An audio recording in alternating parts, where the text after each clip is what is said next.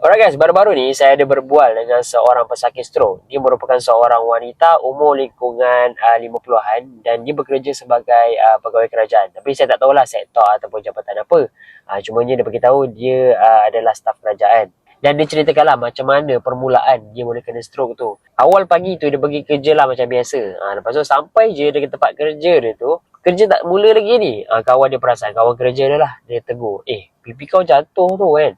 Lepas tu dia macam dia sebab dia kata dia tak rasa pun pipi dia jatuh. Cumanya ada kawan dia nampak.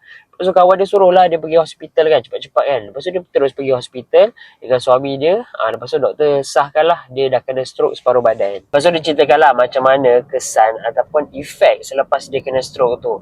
First, dia terpaksa lah bertukar daripada position dia yang sebelum ni, dia bertukar ke position dari segi job scope dia lebih mudah lah. Cumanya apa efek dia dekat tempat kerja ataupun position dia yang sekarang ni, dari segi KPI memang dia tak lepas lah. Sebab yelah, dia perlu capai satu KPI itu untuk melayakkan gaji dia tu meningkat.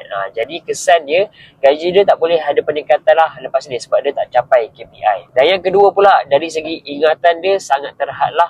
Sebab dia tak boleh ingat benda-benda yang terlalu kompleks, benda-benda yang terlalu teknikal. Yelah, sebab bila orang kata sistem sekarang makin canggih dari segi teknologi, benda-benda tu kena ingat cepat. Jadi itu adalah kekurangan dia. Dia tak boleh nak ingat benda-benda tu cepat-cepat ataupun terlalu banyak.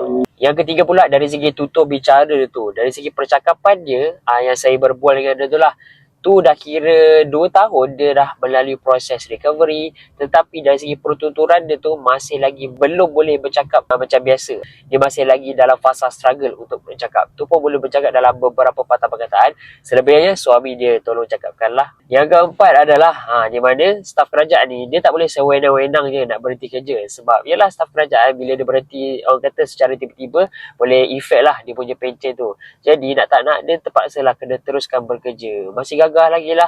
Benda tu bagi dia agak struggle lah saya tengok. Kalau nak cakap bab punca ni, sebenarnya ada banyak. Antaranya stres dekat tempat kerja ataupun pemakanan. Pemakanan ni pun mainkan faktor utama jugalah.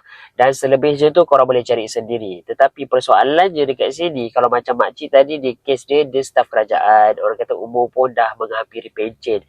Sekiranya dia diberhentikan kerja, gaji dia still berjalan hasil daripada duit pencen dia tu. Tetapi sekiranya penyakit ni terkena dekat kita yang muda ni, apa plan B kita? Kalau korang ada, cuba korang komen dekat bawah ni.